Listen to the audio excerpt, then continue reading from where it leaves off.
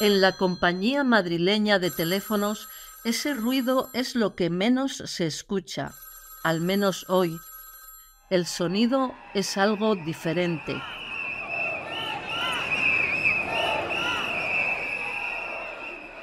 Estamos en julio de 1931, huelga general en el sector. Allí cobra protagonismo una de las operadoras. Se llama Lucía Sánchez Saornil. Tal vez haya sido un día como este el que la inspiró a escribir estas líneas. Aguda y viva era la protesta eterna y palpitante contra todas las injusticias de la vida, contra los abusos laborales, contra los absurdos en las oficinas, contra la tortura de las fábricas, contra la asfixia moral de los códigos y normas, y representaba una pesadilla contra el patriarcado.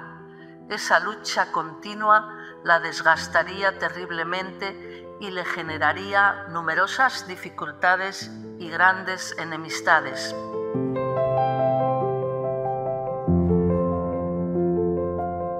Soy Elena Gallego Andrada, doctora en Culturas y Literaturas Comparadas, traductora de japonés a español y investigadora sobre violencia y cultura de paz, y hoy hablaremos sobre Lucía Sánchez Saornil.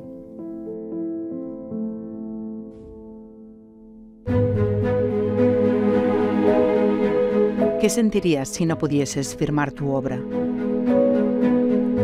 Si ese libro, ese poema o esa investigación que ha sido el fruto de tu esfuerzo, de tu talento, llevara otro nombre. ¿Y cómo te sentirías si te vieras obligada a tomar esa decisión? Una que en algún momento de tu vida te hará preguntarte, ¿por qué firmé con nombre de hombre? Esta es la historia de mujeres que no fueron reconocidas en su tiempo, que por distintas razones tuvieron que ocultar su nombre, que fueron obligadas a cambiarlo por uno de varón. ¿Por qué firmé con nombre de hombre? Un podcast de la Asociación Clásicas y Modernas, producido por Rombo Podcast.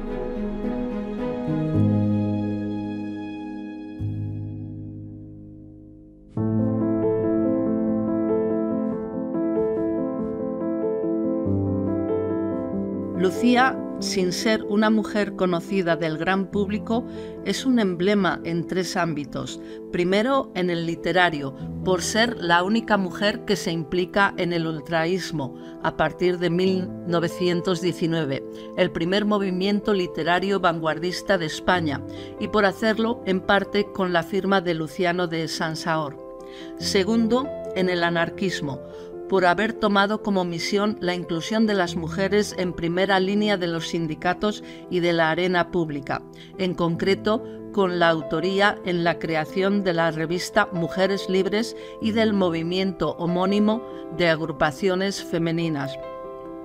Tercero, en la cuestión de las mujeres, por insistir en el derecho que tienen sobre su vida y sus cuerpos basado en el ser persona y no en el ser madres, y en concreto en su existencia al estar unida a otra mujer, América Barroso García, Mary, con lo que se le tiene como pionera del lesbianismo. Este análisis sobre los aspectos más relevantes de la vida de Lucía Sánchez Saornil no lo he hecho yo, aunque lo comparto. Se trata de un fragmento del blog Burgostecarios, una bitácora de bibliotecarios en la que interviene Ignacio Soriano Jiménez, que es el autor del libro Lucía Sánchez Saornil entre mujeres anarquistas, publicado en la editorial Linterna Sorda en 2022. Ignacio es historiador, investigador sobre el anarquismo. Hizo su tesis doctoral sobre Carmen Posadas y Hermoso Plaja. Ha recuperado a numerosas figuras del anarquismo. Su obra más meticulosa es Bibliografía del anarquismo en España desde el siglo XIX hasta la actualidad, y ha sido bibliotecario de la Universidad de Burgos. Y tenemos la suerte de estar aquí con Ignacio para profundizar sobre la protagonista de hoy. Hola Ignacio, buenos días. Hola, buenos días, Elena. Bueno, pues muchas gracias por estar aquí con nosotros en este podcast titulado ¿Por qué firmé con nombre de hombre?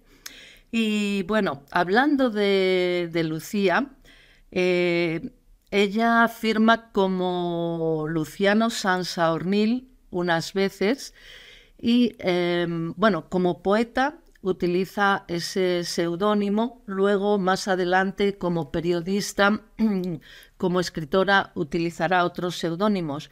¿Qué nos puedes decir de Luciano de Sansaor? ¿Por qué firmó con ese seudónimo? Sí, hola. Bueno, también en primer lugar, gracias a Clásicas y Modernas, ¿no? Y por darme aquí la oportunidad de estar aquí charlando unos momentos sobre Lucía. Ella utiliza a Luciano de Sansaor, pero es algo enigmático, como los primeros años de su vida.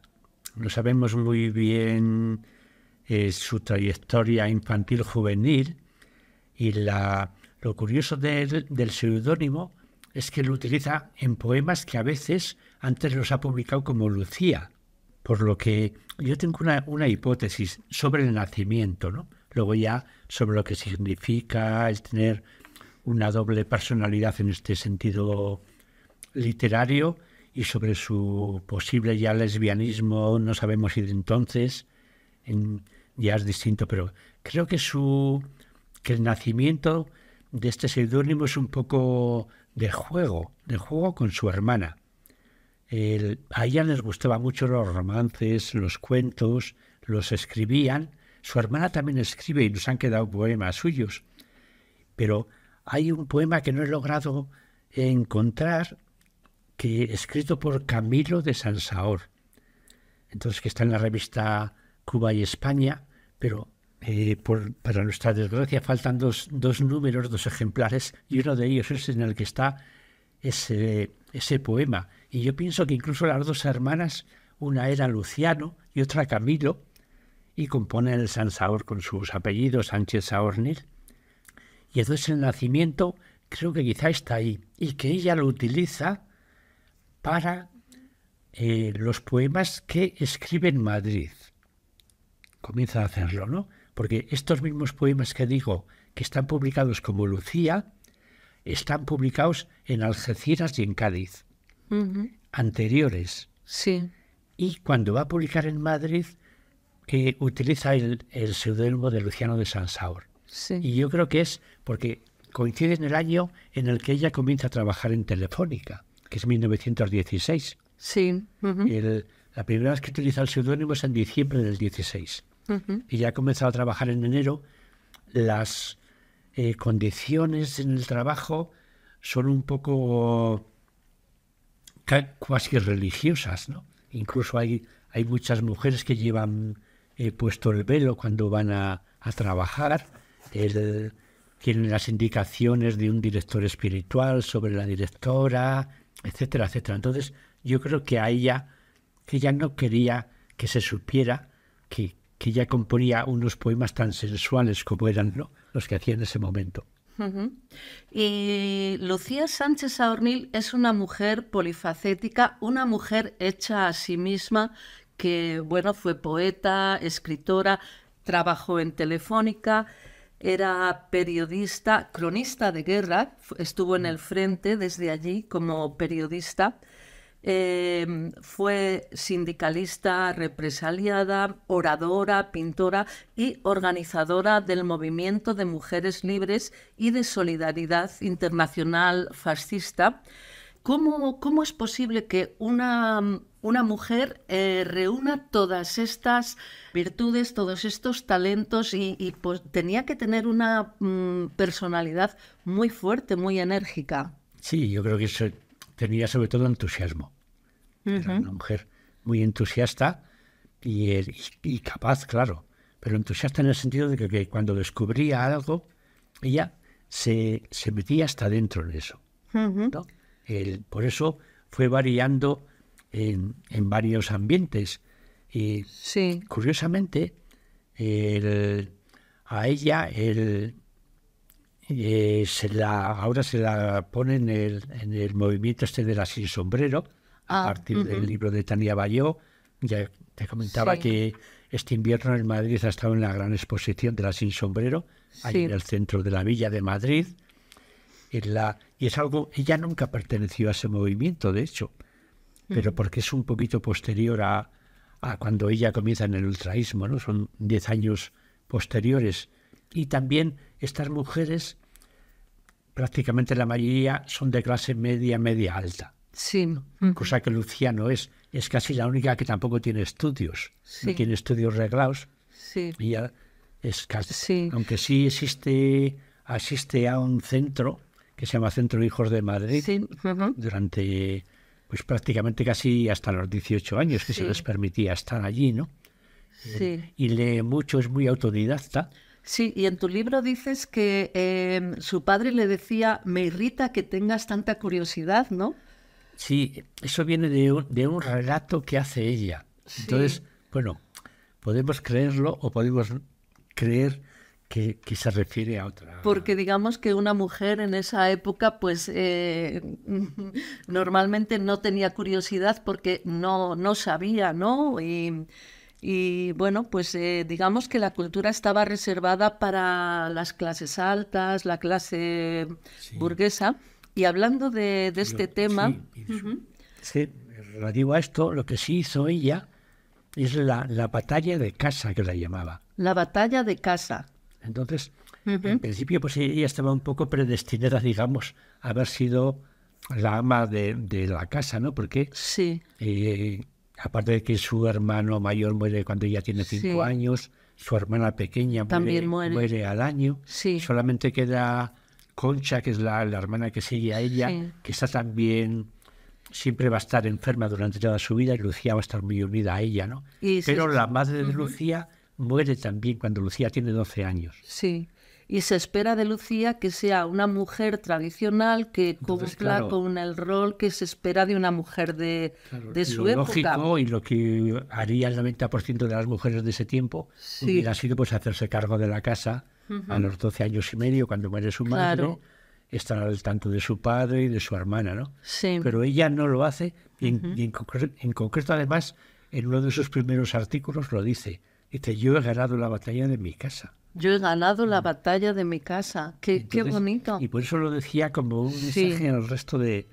mujeres, ¿no? que la veían en ese momento.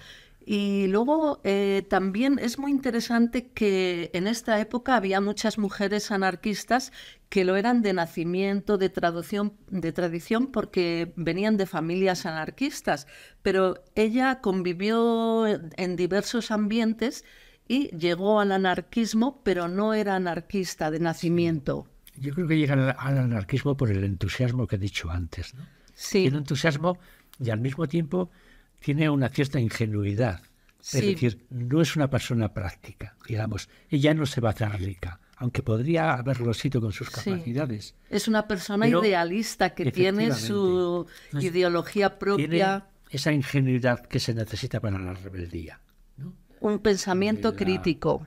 Y entonces esto le va a hacer llegar al anarquismo, pero que llega al anarquismo ya cuando tiene 35 años.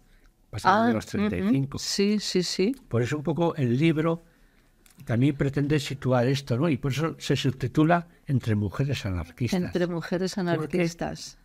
Porque aquí se hace referencia, creo que el libro nombra unas 1000 mujeres anarquistas, 500 de ellas con artículos que han escrito, folletos, discursos que han pronunciado, etcétera, etcétera, ¿no?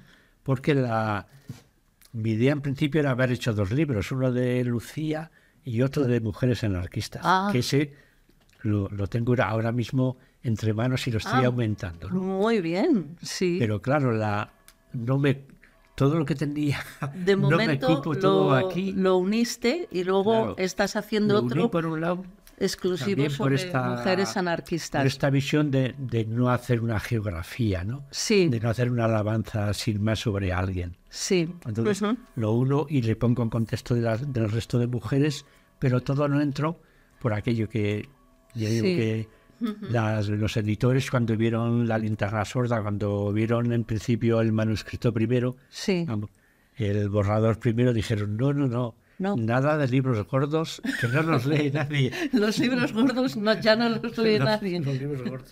Tiene que ser un poco más fino. Ya lo reduje todo lo que pude, pero vamos, aún así es un libro coral, ¿no? Aparte de Lucía. Sí.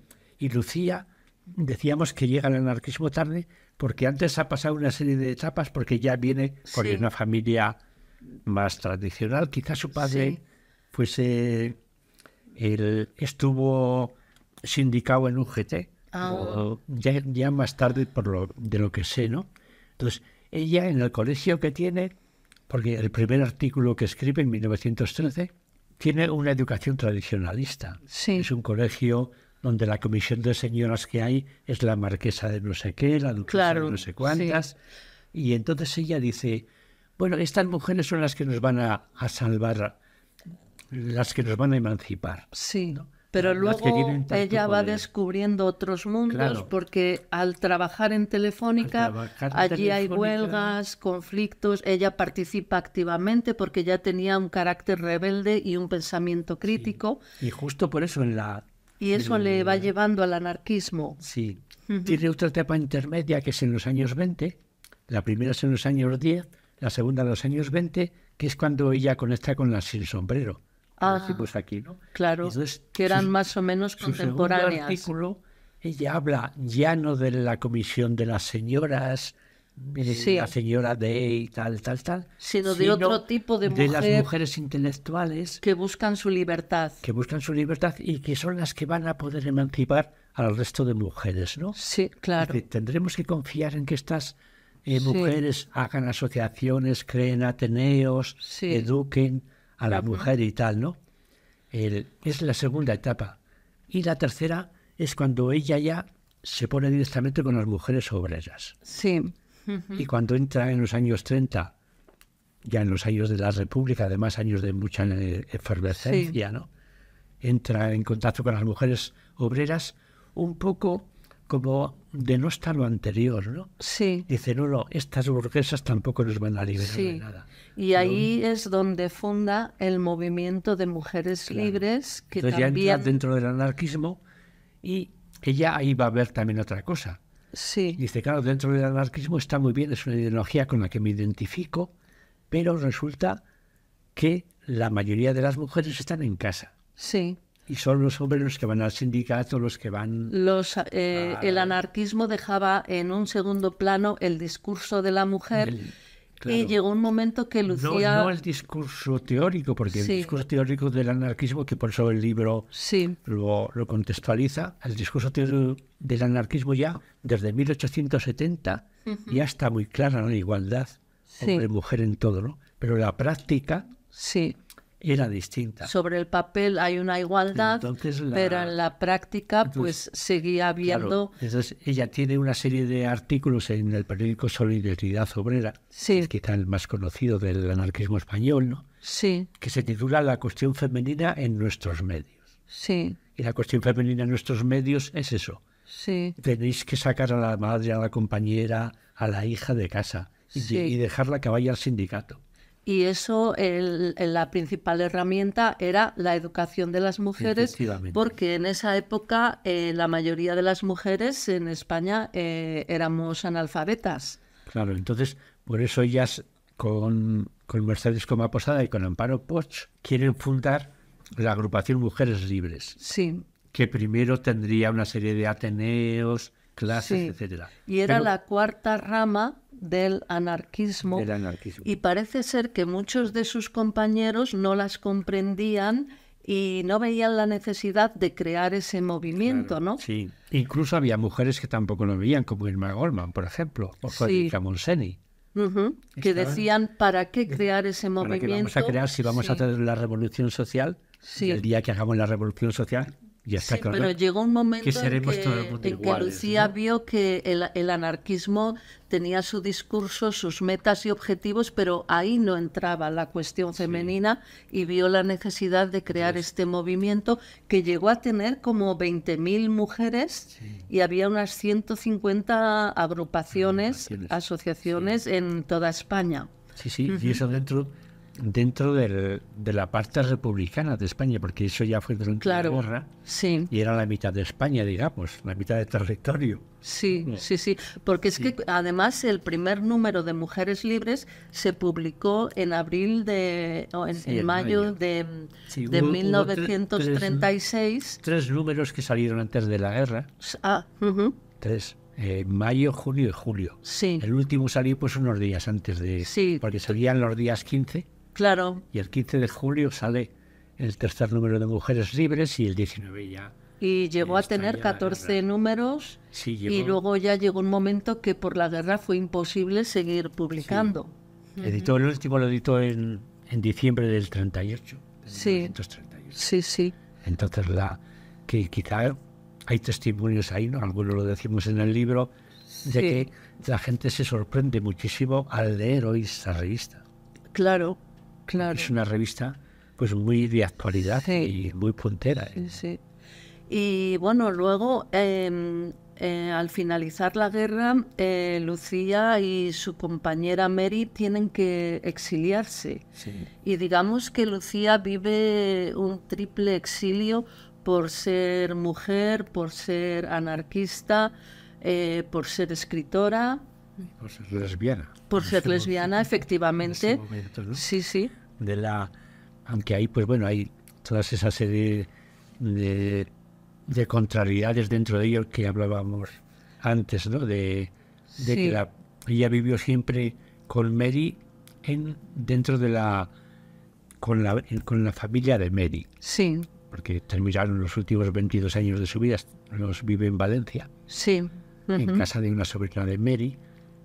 Y esta rama familiar, la de Mary, esa niega que fueran lesbianas. Sí, pero entonces, Lucía fue una pionera en la forma de vivir el lesbianismo y todos los testimonios dicen que ella lo vivía con naturalidad y no se preocupaba de esconderlo, digamos. Sí. Había dos cosas. Por un lado, claro, coincide justo en la época de la Revolución. Sí.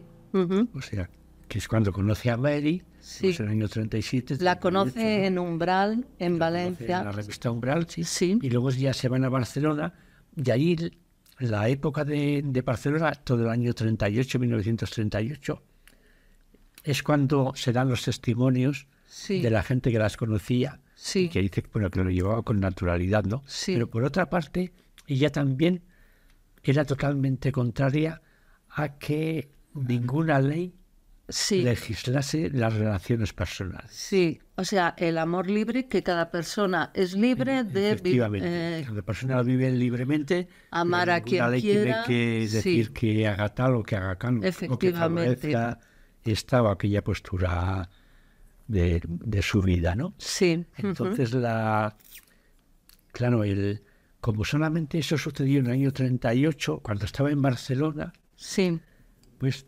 hasta los años 80, hasta 1980, en la que las exiliadas que habían vivido con ella comienzan a hacer, sobre todo en el documental, un documental que se llama De toda la vida, de 1986, y ahí es donde salen ya los primeros testimonios de mujeres que vivieron en esa época con ella y que decían, bueno, pues ella y además, Lucía y Mary, desde que se conocieron, ya vivieron juntas hasta el fallecimiento de Lucía en 1970. Sí. Vivieron siempre y pasaron por épocas tremendas, porque si no hubiera sido una relación totalmente fraguada, pues no hubieran aguantado juntas. Claro, de hecho, efectivamente. Cuando salen de España en el año 39...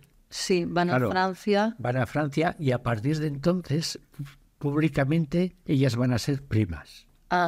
Ya en Francia, en los hostales donde se hospedaron, figuraban como primas. De hecho, en los expedientes policiales que hay, también lo figuran así, ¿no? Y cuando vuelven a España aquí, que se asientan en Madrid en 1942, también en el padrón de 1945, ellas figuran como primas. Sí, y luego después van a Valencia. Van a Valencia, claro, y también ya Ya viven juntas también con la familia de Mary. Y en tu blog, Ignacio, dices: escribir sobre un símbolo entraña sus peculiaridades. La figura pública del mismo queda entreverada con anécdotas y sucesos que le atribuye la memoria colectiva y al tiempo aureolada de cualidades en consonancia con los valores que pretende transmitir o preservar.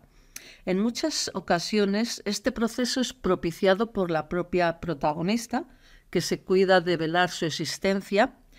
Sin embargo, estudiar una de estas figuras simbólicas requiere la determinación de desvelar su existencia a una costa de derribar altares y una considerable dosis de paciencia que no puede llegar sino con el tiempo empleado, porque tú has estado en archivos, investigando, poniéndote en contacto con la sobrina, la resobrina de Mary, etcétera.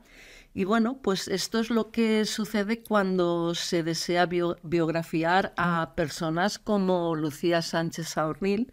¿Y qué nos puedes decir sobre Lucía como símbolo? Yo para mí el trabajo lo inicio en 1988, sí, en Salamanca.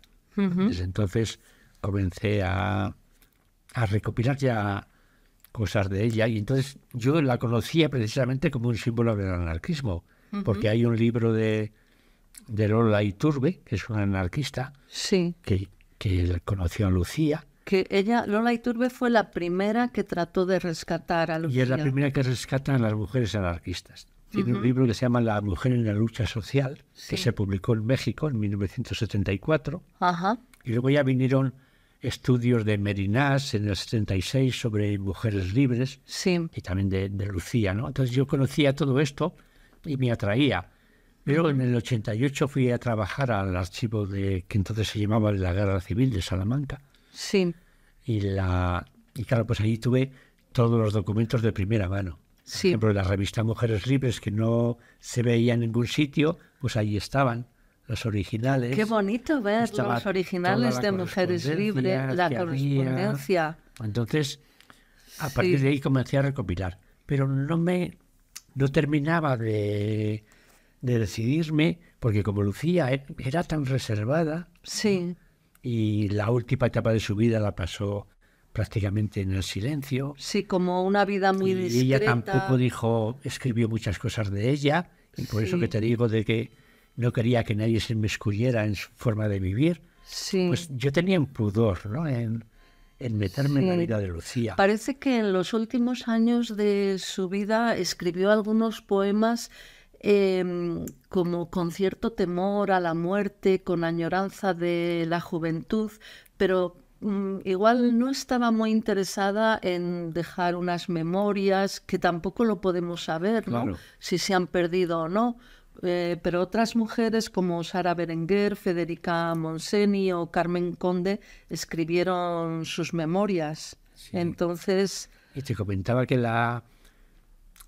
tenía ese pudor en escribir sobre Lucía, pero me decidí ya, porque y con Internet, como se mezcla mucho la imagen y la palabra, pues aparte de que se repetían, y yo mismo repetí en su momento, pues las leyendas sobre ella, que vivió en el barrio de Peñuelas, es un barrio muy pobre de Madrid, cosa que no es cierta, porque ella a los 2 años ya se va de allí, que vive en la clandestinidad hasta 1954, cuando vuelve a España, cosa que no es cierta, porque nada más de venir aquí, en el año 42, nada más de venir de Francia, ella ya pide un certificado de nacimiento para poder alquilar el piso de Madrid.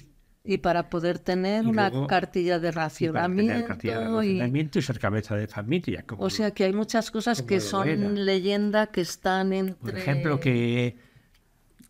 y yo creo que algunas ella misma las propiciaba, lo de Peñuelas mismo. También lo del estudio en la Real Academia de Bellas Artes, que también se repite mucho.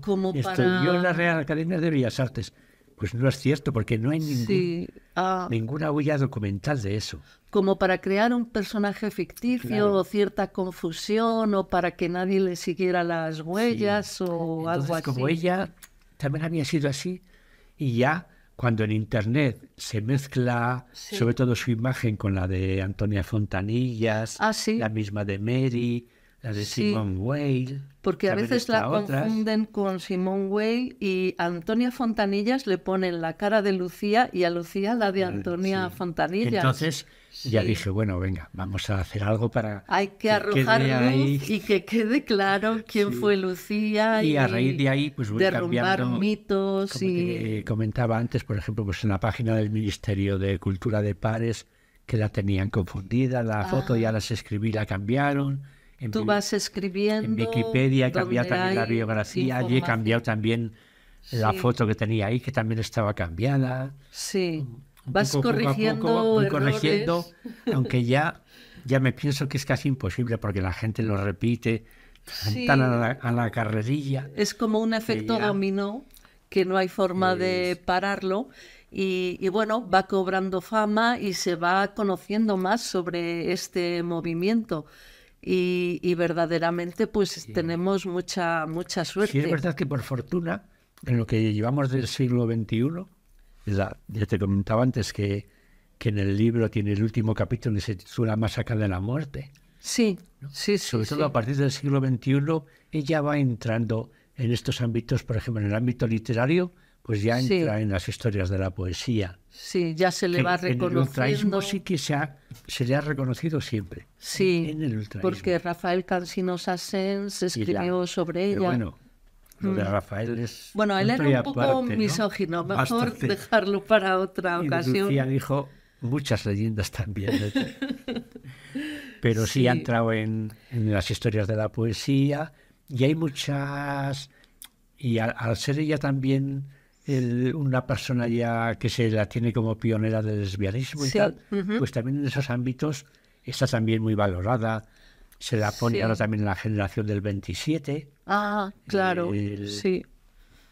Que apenas eran conocidas las mujeres de esa generación. Pues también está, a veces, aunque ella no lo fue, que es anterior, ya digo, pero bueno, no le viene mal. Que la hagan sin sombrero de la generación del 27 le viene muy bien para conocerla. ¿También ha sido como incluida en la generación del 14 o...? Sí, no, en esa no, estamos en la del 27 la veo.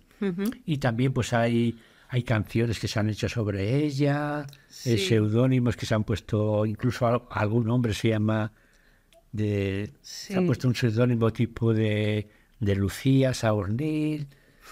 Porque ella a lo largo de su vida, pues como periodista usó varios seudónimos, la compañera X, 30, el Observador, cuando escribía en periódicos. En los años 30 utilizó ese tipo de periódicos. Yo creo que porque si hubiera firmado con su nombre Lucía Sánchez Saornil, quizá no hubiera sido creída o nadie le hubiera querido yo creo que publicar. Ahí no tanto, porque esos seudónimos los utilizó en el periódico CNT. Ah, bueno, ahí era conocida. Cuando ella era la jefa de redacción de ahí, ¿no?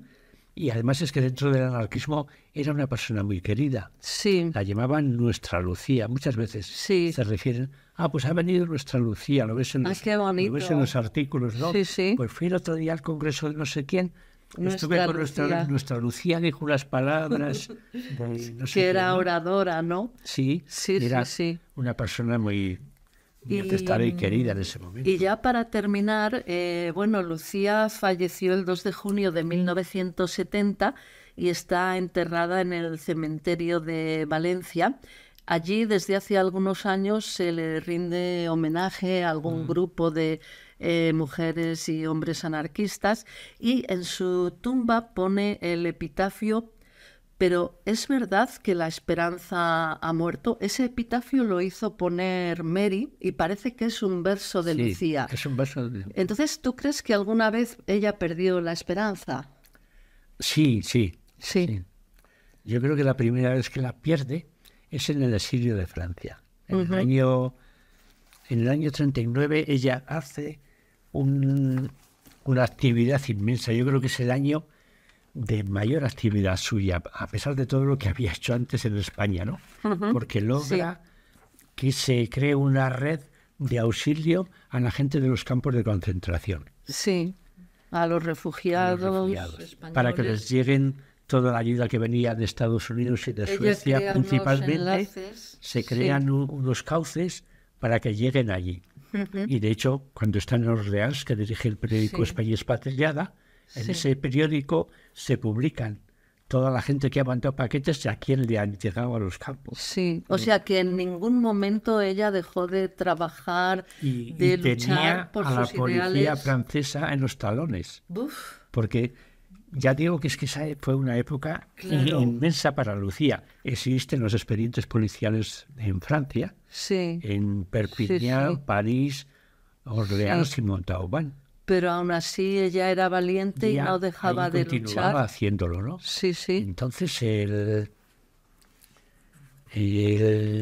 todo esto que comentamos de la desesperación, ella a veces le vino ahí de estos golpes que te venían, sobre todo viendo a la gente política, a la Sí. gente que se había llevado el dinero de España, parlamentarios y el Sí. gobierno, Sí. cómo se lo repartían entre ellos, sí, y sin embargo llegaba muy poco a los exiliados de base. qué impotencia. Entonces, eso dice, hay frases, alguna de ellas, ¿no? Sí. Dice, es que estoy perdiendo la fe. Claro, Por eso, y también por la recepción que tiene Francia, una buena parte de la población francesa hacia la gente antifascista española, que la tratan tan mal. sí, La mandan a morir a los campos de concentración. claro. Mandaron muchos En un españoles invierno tan crudo, porque llegaron allí en febrero. a los campos de concentración de Alemania o Polonia, Y de mismo a Francia. sí, de Francia, Francia, sí, los- sí, sí, los que había campos que hicieron en las playas. cientos de campos de En concentración. las playas, en un invierno que fue muy duro, el del 39, en Claro. febrero-marzo. Claro, Entonces ahí ella fue una de las veces en que perdió la esperanza. Y luego ya cuando vino aquí y ya se quedó más y se inhibió de lo público más, ¿no? Y se Sí. dedicó más a lo privado, a lo personal. sí, Pues ella volvió a retomar un poco la poesía existencialista. poesía existencial, sí, Y poesía en buena medida también con esa duda que tenía sobre Dios, ¿no? sí, sobre la- y llevaba una Porque vida ella nunca discreta como nunca fue un pintora. anarquista atea, Sí, escribir a tal, ¿no? Sino que eso siempre lo tuvo ahí y al final, Sí. en los últimos años de su vida, le vuelve y de ahí el verso ese, ¿no? Pero será verdad que la esperanza ha muerto. sí. Dice, por un lado veo que sí, pero por otro quiero creer que no. Quiero creer que no. Y por eso Efectivamente, Mary lo puso, sí, pero curiosamente ahí yo digo que a veces estoy con porque para mí Lucía es una presencia, sobre todo en los últimos 5 años sí. en que he escrito el libro.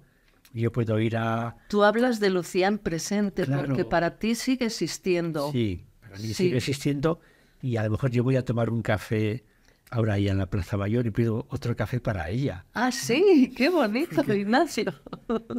Claro, Entonces, claro. y estás con las distintas Lucías, ¿no? Que las Sí. hay muchas. Y una de ellas es esta, la Lucía desvalida, Sí, de que ya el máximo desvalimiento es cuando muere. sí, El médico sigue preservando su legado. preservando el ataúd, iba a decir, ¿no? Guardando la tumba. Guardando la tumba del cementerio y pagando la cuota. Sí, Pero cuando Mary muere en el año 77, Sí. 7 años después de Lucía, que muere Sí. joven, las sobrinas dejan de pagar la cuota ay, qué de, pena. de la tumba de Lucía, no de la de Mary, Ah. pero sí de la de Lucía. Sí, Y dices, bueno, es que eso ya, o sea, no tengo a nadie, mi familia termina en mí porque mi Nadie hermana no ha tenido que- hijos, yo no tengo hijos. nadie que cuide de mi tumba nadie, o que y preserva encima mi legado. dejan de pagar. Tuvo la suerte de que el Ayuntamiento de Valencia entonces ya Sí. no inhumaba. Ah. Entonces ya Sí. enterraba en nichos Sí, y no dejaba libres las tumbas que no se pagaran, ¿no? sí, sí, sí. Y ya estas asociaciones, estos grupos de mujeres que ahora le hacen los homenajes cada año, Sí, ellas sí, sí. mismas Se ocupan de se ocuparon desde limpiarla, los de años llevarle 90 flores. de pagar de nuevo Ah, muy bien. la cuota de la tumba. Sí, sí. Pues qué interesante, Ignacio, muchísimas gracias todo lo que nos has contado, enseñado sobre Lucía. Ha sido fascinante conocer mejor la vida y el legado de Lucía Sánchez Saornil, que con su energía y pasión, su verbo hechizador, aplomo y calma ante problemas vidriosos, según descripción de sus compañeras, llega a organizar el movimiento de mujeres libres, que no deja de asombrar aún a quien nos acercamos a él. Soy Elena Gallego Andrada y esto fue ¿Por qué firmé con nombre de hombre?, un podcast de la Asociación Clásicas y Modernas, una producción de Rombo Podcast.